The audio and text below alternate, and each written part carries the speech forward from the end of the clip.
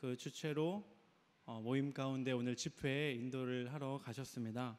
그래서 부재 중이신데 은혜로운 집회가 될 수 있도록 우리 성도님들께서 마음을 모아서 함께 기도해 주시기를 부탁드립니다. 수련회가 은혜 가운데 잘 마쳤습니다. 주 안에 우린 하나, 이 주제와 함께 우리가 수련회 때 받은 은혜가 계속해서 이어져 가기를 소망합니다. 우리 수련회의 은혜가 이어져 갔으면 하는 바람에서 좌우에 계신 분과 샬롬 인사하며 하이파이브 하겠습니다. 샬롬. 샬롬. 뭔가 수련회장에서 할 때의 분위기가 조금 안 나는 것 같네요. 어린 자녀들이 부모를 좋아하고 부모를 사랑하면서 자연스럽게 행하는 것이 있는데 그것이 무엇이냐면 본인도 모르게 엄마, 아버지의 말과 습관과 행동, 그 말투까지도 따라하게 된다라는 것입니다. 어느새 성인이 된 자녀의 말투나 목소리, 억양이 부모의 그것과 너무 똑같아서 놀라는 경우가 종종 있는데요. 월요일에 수련회가 끝나고 이제 스타렉스에 몇 명이 타서 이렇게 교회로 돌아오는 중이었습니다. 근데 이제 그 뒷자리에 맨 뒷자리쯤인가에 아마 정빈이가 있었고 그 앞에 이성문 장로님이 계셨던 것 같아요. 정빈이가 한참 이야기를 했는데 나중에 이성문 장로님이 뒤를 돌아보시고 깜짝 놀라시는 거예요. 여미경 집사님이 지금까지 앉아있는 줄 알았는데 목소리만 듣고 자세히 보니까 정빈이었다라는 것이죠. 정빈이가 아마 나 엄마의 말투를 흉내내야지 하진 않았을 겁니다. 근데 자라면서 자연스럽게 엄마의 어떤 목소리나 억양을 맨날 그걸 들으니까 자연스럽게 이렇게 따라가는 것 같아요. 여기 있는 혜연이도 가끔 보면 이경미 권사님의 그런 말투가 이렇게 툭툭 비슷하게 튀어나오는 것을 이렇게 보게 됩니다. 아마 굳이 의도하진 않지만 그렇게 되는 게 아닌가 싶습니다. 그런 의미에서 우리 모두가 동일하게 닮고 싶은 분이 계시는데 바로 예수님. 우리의 육체의 피가 섞인 부모님은 아니지만 그 보혈이, 예수 그리스도의 보혈이 우리에게 흘러들어온 우리 영적인 아버지인 예수 그리스도를 우리는 모두 닮고자 하는 그 마음이 똑같은 것 같습니다. 예수님처럼 말하고 싶고 예수님처럼 생각하고 싶고 예수님처럼 행동하고 싶은 게 예수님을 따라가는 우리 제자들의 모습이 아닌가 싶습니다. 그러나 예수님을 따라 산다는 것은 어느 것 하나 쉬운 것이 없습니다. 예수님처럼 낮은 자리에 거한다는 것이 쉽습니까? 교만하고자 자꾸 높은 곳에 오르고자 하는 우리에게 있어서 억지로 낮은 자리에 선다는 것은 쉬운 일이 아닙니다. 예수님처럼 가난하고 병든 자, 세상에서 천하게 보는 사람들과 함께 한다는 것이 쉽습니까? 우리는 더 많이 가진 자와 친구가 되고 싶고 어울리고 싶습니다. 이왕이면 옆에 설 때 부끄럽지 않은 사람, 오히려 나를 돋보이게 해줄 사람과 함께하고 싶은 것이 우리의 마음입니다. 그런데 그 가운데에서 마음으로는 정말 예수님을 따라하고 싶은데 전혀 되지 않는 것이 하나 있습니다. 그것이 무엇이냐면 예수님처럼 기적을 행하는 것입니다. 물을 포도주로 만드신 기적, 병자를 고치시는 기적, 물 위를, 바다 위를 걸어가시는 기적, 적은 음식으로 수많은 사람을 배불리 먹이고도 오히려 남기는 기적. 할 수만 있다면 얼마나 좋겠습니까?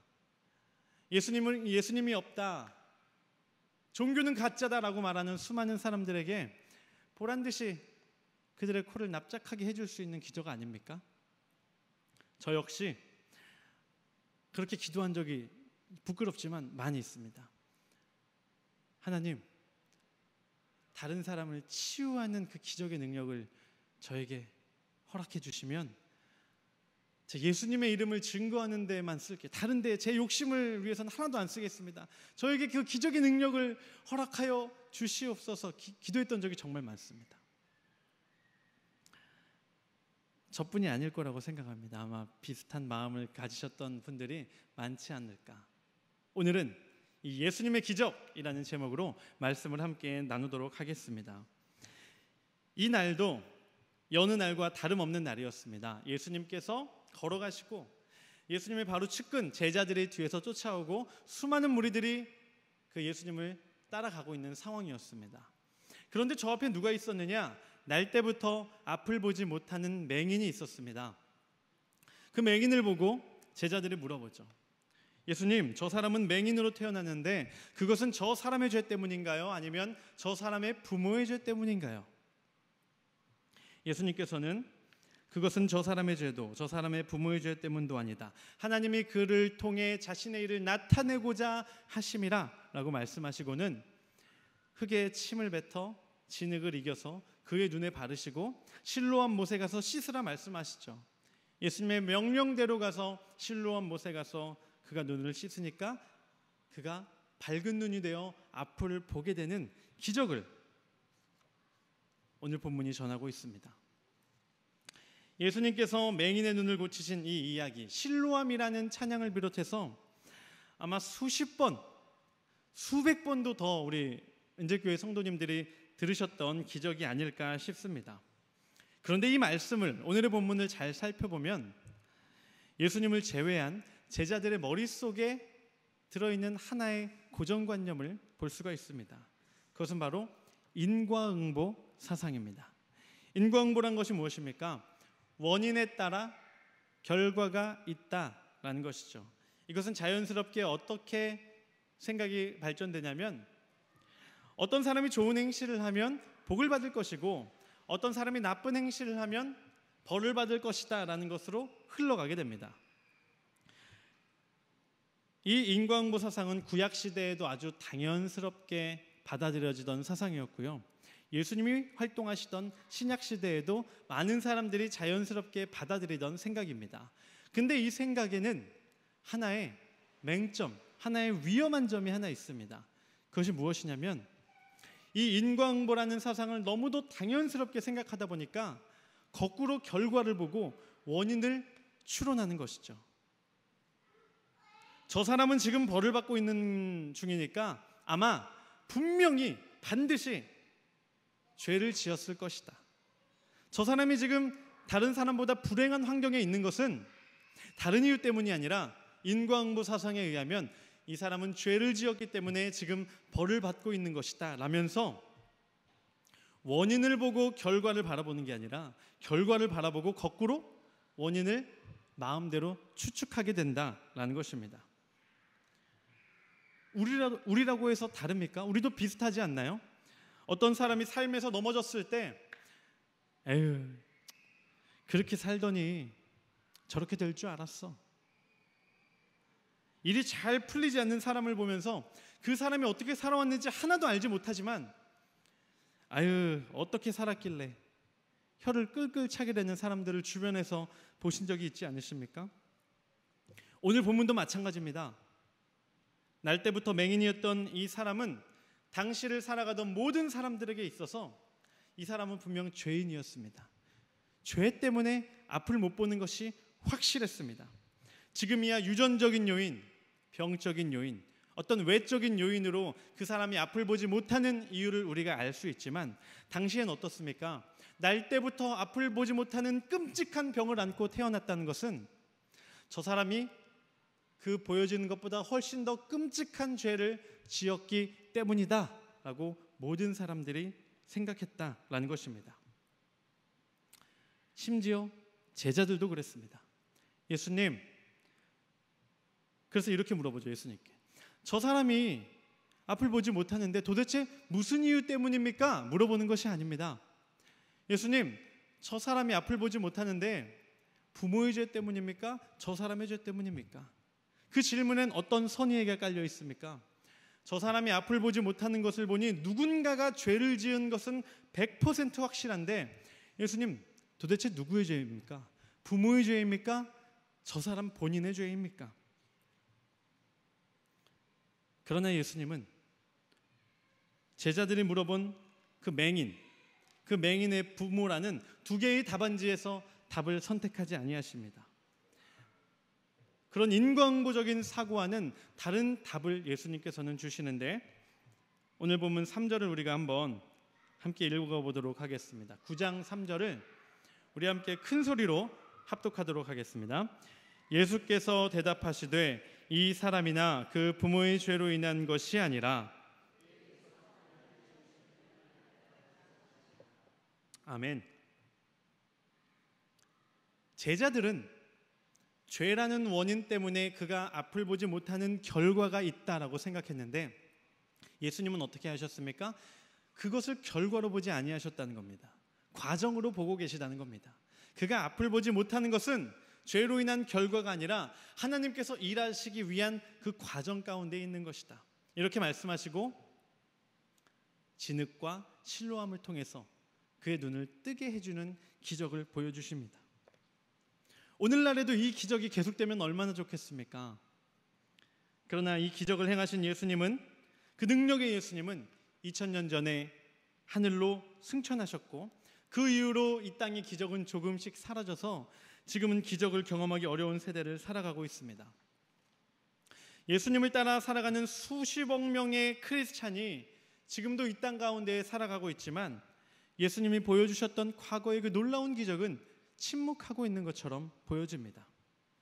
혹시 이 자리에 지금까지 내 정체를 숨겼지만 목사님, 저는 그 예수님이 보여주셨던 그 놀라운 기적을 저는 행할 수 있습니다 하는 분 있으시면 한번 번쩍 손을 들어주시기 바랍니다. 제가 비밀로 붙여드리도록 하겠습니다. 예수님처럼 나는 기적을 행할 수 있습니다 하는 분 안 계십니까? 안 계세요? 혹시 한 분쯤 숨어 계시지 않습니까? 이 은재교회라는 이 놀라운 공동체에 한 분 정도는 그런 무리를 걸으실 수 있는 분 안 계십니까? 안 계시네요. 우리가 눈을 뜨게 하는 그 기적, 그 능력과 기적적인 행위에만 집중한다면 예수님의 기적을 행할 수 있는 사람은 아마 아무도 없을 것입니다. 그러나 저는 오늘 우리가 예수님의 기적을 조금만 다른 시각에서 바라본다면 우리 역시 예수님의 기적을 행할 수 있다고 믿고 있습니다. 오늘 말씀을 마치고 이 자리에 계신 모든 은재교회 성도님들이 나는 앞으로 예수님의 기적을 행하리라 결단하시기를 소망합니다. 오늘 본문에서 맹인이 변하게 된 가장 큰 사건은 무엇입니까? 과거에는, 오늘까지는 앞을 보지 못하던 사람이었지만 예수님을 만나서 눈이 밝아져서 앞을 보게 된 바로 그 사건, 그 변화가 가장 큰 변화라고 할 수 있습니다. 혹시 또 다른, 그 사이에 또 다른 변화는 없을까요? 우리가 아까 3절을 함께 읽었는데 제가 앞부분만 한번 읽어보도록 하겠습니다. 예수께서 대답하시되 이 사람이나 그 부모가 죄를 범한 것이 아니라. 너무 중요한 부분이거든요. 한 번만 더 읽겠습니다. 예수께서 대답하시되 이 사람이나 그 부모가 죄를 범한 것이 아니라. 오늘의 본문을 맹인의 입장에서 한번 처음부터 다시 한번 살펴보도록 하겠습니다. 이 사람은 날 때부터 맹인이었습니다. 날 때부터 앞을 바라보지 못했습니다. 살아가면서 어느 정도 익숙해졌겠죠. 눈으로 보지 못해도 손끝으로 물건과 사물을 인지하는 법, 귀로 들으면서 사람을, 물건을, 자연을 구별하는 방법을 조금씩 터득했을 겁니다. 그런데 이것은 터득되는데 그를 여전히 괴롭히는 것이 하나 있습니다. 그것이 무엇이었냐? 다른 모든 사람들의 부정적인 시선이었을 겁니다. 이 사람을 그저 앞을 보지 못하는 불편함을 가진 사람으로 바라보는 것에서 그치지 아니하고 모든 사람들이 이 맹인을 어떻게 바라봤습니까? 야, 너가 앞을 보지 못하는 그 끔찍한 저주를 갖고 태어난 것은 너가 죄인이기 때문이야. 아니면 너의 부모가 죄인이기 때문이야. 이 사람은 살아오는 평생 아마 이러한 시선 속에서 그런 소리를 들으며 살아왔을 겁니다. 너는 죄인이야. 너는 죄인이야. 너는 죄인이야. 이 말을 듣고 평생을 살아왔습니다. 나를 제외한 모든 사람들이 나를 죄인으로 바라보는데 그 가운데에서 아니야, 나는 죄인이 아니야 라는 생각을 가질 수 있을까요? 갖지 못합니다. 처음에는 부정할지라도 수많은 사람들이 반복해서 오랜 시간 나를 그렇게 바라보면 결국 나는 죄인이구나. 나는 죄인이구나. 이 마음을 안고 살아갈 수밖에 없게 됩니다. 나는 죄인이다라는 생각을 평생 갖고 이 사람은 살아오고 있었습니다. 그러던 어느 날 예수님께서 이 맹인을 찾아오셨는데, 이 맹인에게 예수님이 뭐라고 말씀하십니까? 너가 앞을 보지 못하는 것은 너의 죄 때문이 아니야. 너가 앞을 보지 못하는 것은 너의 부모의 죄 때문도 아니야. 무슨 말입니까? 너는 죄인이 아니야. 다른 모든 사람들이 지금까지 평생 너를 죄인이라고 말했을지라도 내가 이 시간 다시 한번 분명히 너에게 알려주는데 너는 죄인이 아니야. 예수님이 이 맹인에게 말씀해 주신 것입니다. 그동안 단 한 명도 자신에게 해주지 않았던 말, 그래서 감히 조금도 품어보지 못했던 그 생각을 오늘 처음 만난 예수님께서 해주신 것입니다. 너는 죄인이 아니야. 살아오는 평생을 내가 죄인이라고 생각하고 나의 부모가 죄인이라고 생각하고 살아왔던 그 사람이 이 말을 들었을 때, 너는 죄인이 아니라는 말을 들었을 때 그 마음이 어땠을까요? 그 말이 그 맹인의 마음을 얼마나 만져주었을까요? 그 아픈 마음, 다치고 상한 마음, 상처로 가득한 그 마음을 얼마나 위로해주고 얼마나 치료해 주었을까요? 주변 사람들의 시선과 생각 때문에 지기 싫었지만 억지로 지고 있던 죄인이라는 그 평생의 짐을 예수님은 단 한마디의 말로 내려놓게 해주신 것입니다. 앞을 보지 못하던 사람이 앞을 보게 되었다는 것, 정말 놀라운 기적입니다. 하지만 거기에만 집중하기에는 그 전에 예수님께서 그에게 해주신 그 따뜻한 그 말 한마디가 너무도 중요하다는 것을 우리는 깨달아야 합니다. 오늘 본문에서 가장 큰 기적은 보지 못하던 맹인이 앞을 보게 된 것이지만 또 하나의 기적은 무엇이냐? 나는 죄인이라고 살아왔던 그 맹인이 나는 죄인이 아니구나, 이것을 깨닫게 된 것도 저는 분명한 기적이라고 봅니다. 실로암 못에서 눈을 씻은 그 맹인처럼 여기 있는 우리 모두는 예수님의 기적을 경험한 이들입니다. 그리고 동시에 그 예수님의 기적을 행해야 하는 주의 제자인 줄 믿습니다.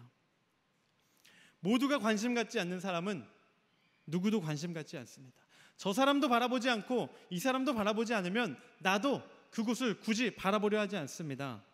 그런데 아무도 바라보지 않는 그곳을, 아무도 관심 갖지 않는 그 사람 한 명에게 내가 어느 날 예수님처럼 관심을 갖기 시작한다면 그것을 기적이라고 부르는 건 예수님의 기적을 제가 너무 비약하는 걸까요? 모두가 더럽다고 피하고 모두가 손가락질하는 사람이 있는데 나도 똑같이 그들 편에 서서 손가락질하지 아니하고 그에게 먼저 다가가서 그에게 따뜻한 말 한마디를 건네준다면, 그래서 모두가 나를 피하고 모두가 나를 싫어하는 줄 알았는데 아니었구나, 그 사실을 그 사람이 깨닫게 만들어준다면 전 그것이 바로 예수님의 제자인 우리가 할 수 있는 기적의 작은 시작이라고 생각합니다. 예수님은 승천하셨습니다. 그러나 예수님의 기적은 이 땅에서 그치지 말아야 합니다. 그리고 그것은 예수님의 제자인 바로 우리 은재교회, 바로 우리의 몫인 줄 믿습니다. 이 시간 슬픈 마음 있는 자 함께 찬양하시고 우리 한 마음으로 기도하도록 하겠습니다.